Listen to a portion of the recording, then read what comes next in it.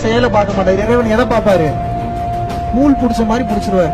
Nuclear பாம்போட button இப்ப உங்ககிட்ட கொடுத்தா என்ன பண்ணுவீங்க? பத்திரமா வச்சுக்கடா, இதுதான் பட்டன், இதுதான் பாஸ்போர்ட்னு கொடுத்து என்ன பத்திரமா வச்சுக்கிட்டே இருக்கீங்க. ஒரு டைம் போட்டு பார்ப்போம் என்னதான் நடக்குது. அழுத்தீங்களா மாட்டீங்களா? இந்த மனசை பக்குவப்படுத்துறதுக்கு தான் சொல்றேன், மற்றவர்களுக்கு உதவி செய்யுங்க.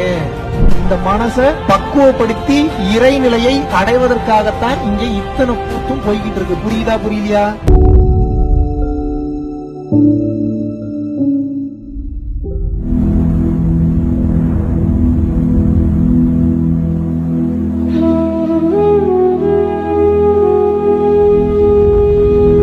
குருவே சரணம்.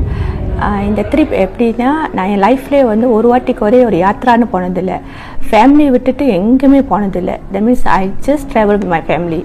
First time my life I am going through without my family. N family கூட இல்லாத நான் போகிறது இதான் முத ஒரு வாட்டி. வரப்போ பயமாக அப்படிலாம் இல்லை, எனக்கு வந்து இது வந்து ஒரு பிளாங்காக தான் வந்தேன். Just go experience and come back. என்னை கேட்டால் இது சக்ஸஸ் வந்து 100% அந்த வாலண்டியர்ஸுங்க, மகாவிஷ்ணு இவங்க தான் அதை சக்ஸஸ் பண்ணாங்க.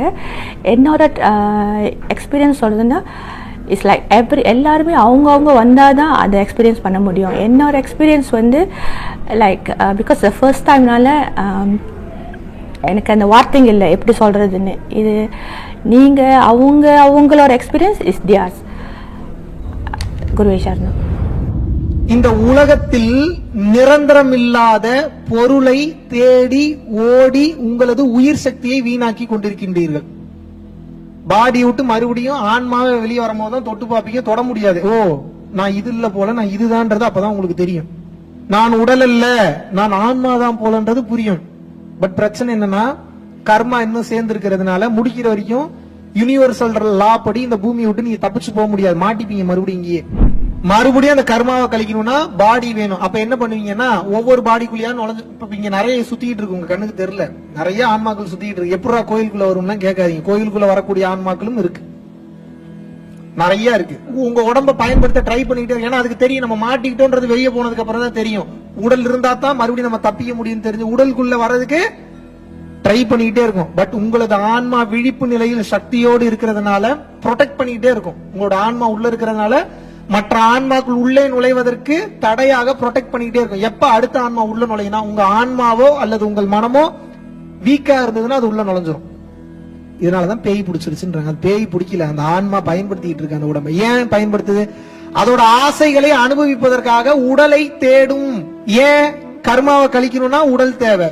அப்ப என்ன, அடுத்தவன் உடம்பு ஆக்குபை பண்ணது ஆக்குபை பண்ணிட்டு திரியும். முடியாது, வெயிட் பண்ணணும். 1 வருஷம் ஆகலாம், 1.5 வருஷம் ஆகலாம், 100 வருஷம் ஆகலாம், 500 வருஷம் ஆகலாம், 1000 வருஷம் ஆகலாம். எதுக்கு? அடுத்த உடல் கிடைப்பதற்கு. ஊரை ஏமாத்தலாம், இறைவனெல்லாம் ஏமாத்தவே முடியாது.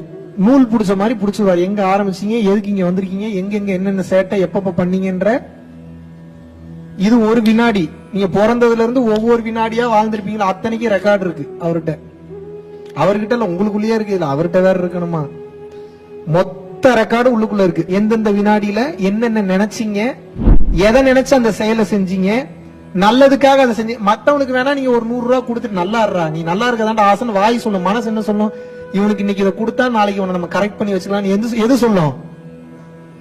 இறைவன் செயலை பார்க்க மாட்டாரு. இறைவன் எதை பார்ப்பாரு? நூல் புடிச்ச மாதிரி புடிச்சிருவாரு. ஏண்டா எனவே ஏமாத்திரியா நீ? அவர் சர்வ வியாபி, சர்வ வல்லமை படைத்தவர். சர்வ வல்லமைனா என்ன?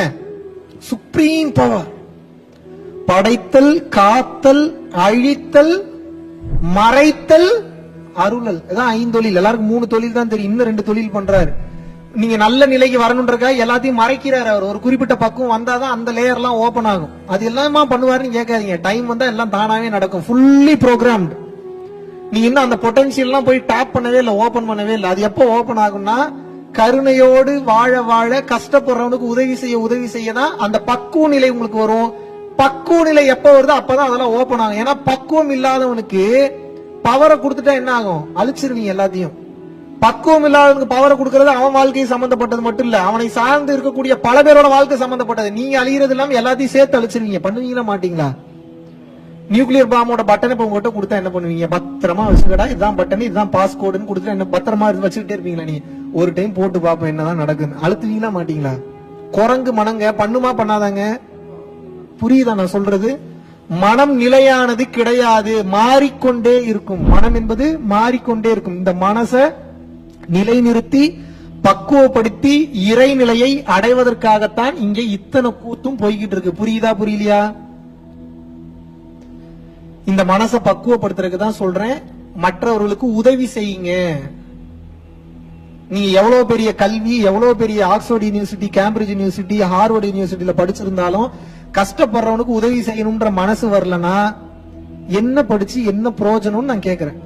நான் கோல்டு மெடல் இதுல வாங்கிட்டேன், நான் கோல்டு மெடல் அதுல வாங்கிட்டேன். சரி வாங்கிட்டீங்க, உண்மையாகவே பசியோடு இருக்கக்கூடிய ஒருத்தன் சோறு கேட்கறான், உங்களுக்கு வாங்கி கொடுக்கணும்னு தோண மாட்டேங்குது. கோல்டு மெடல் வாங்கி என்ன பண்றது? சேட்டு கடையில் அடமானம் வைக்கிறதுக்கா? என்ன பலன் இருக்கு? அதை வாங்கி என்ன பலன் இருக்கு? கோடி கோடியா சம்பாதிக்கணும்ன்றது மட்டும்தான் எண்ணம் போகுது. நல்லா யோசிச்சு பாருங்க. கோடி கோடியா சம்பாதிக்கிறீங்கல்ல, அவ்வளவு கஷ்டப்பட்டா சம்பாதிக்கிறீங்க? ஆமான்னீங்கன்னா என் கேள்வி அடுத்து நான் ஒரு கேள்வி கேட்பேன்.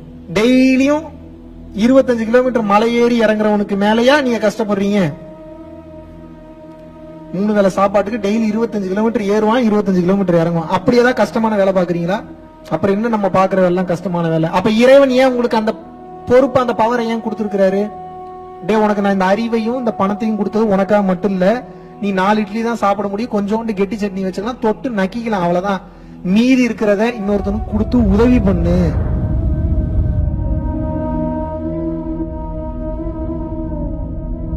பரம்பொருளின் கருணையினால உங்களுடைய இடைவிடாத அன்னதானத்திற்கு நீங்கள் அனுப்பப்பட்ட பணத்தின் மூலியமாக பல லட்சம் உயிர்களுக்கு இது நாள் வரைக்கும் சாப்பாடு கொடுத்துருக்கோம்.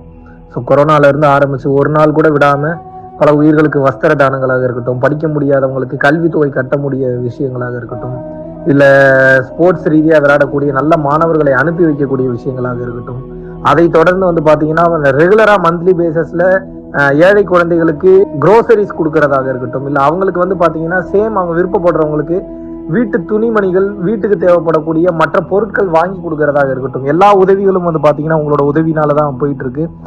சாது சிதம்பர சுவாமிகள் வளநாட்டார் ஒரு வார்த்தை சொல்லுவாரு, பசித்தோர் முகம்பார் பரம்பொருள் அருள் கிட்டும் அப்படின்னு சொல்லுவாரு.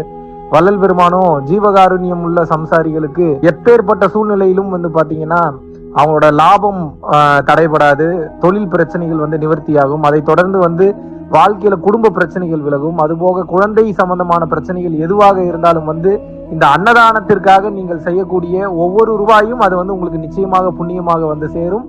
புண்ணியத்தை கடந்த நிலையில் முக்தி பாதைக்கும் அது நிச்சயமாக உங்களை வழிநடத்தும். இதற்குண்டான அந்த அருளை சித்தர்கள் உங்களுக்கும் உங்கள் குடும்பத்தாருக்கும் வழங்க வேண்டுகிறேன். குருவின் பரிபூர்ண அருளாசிகள். குரு கடாட்சம்.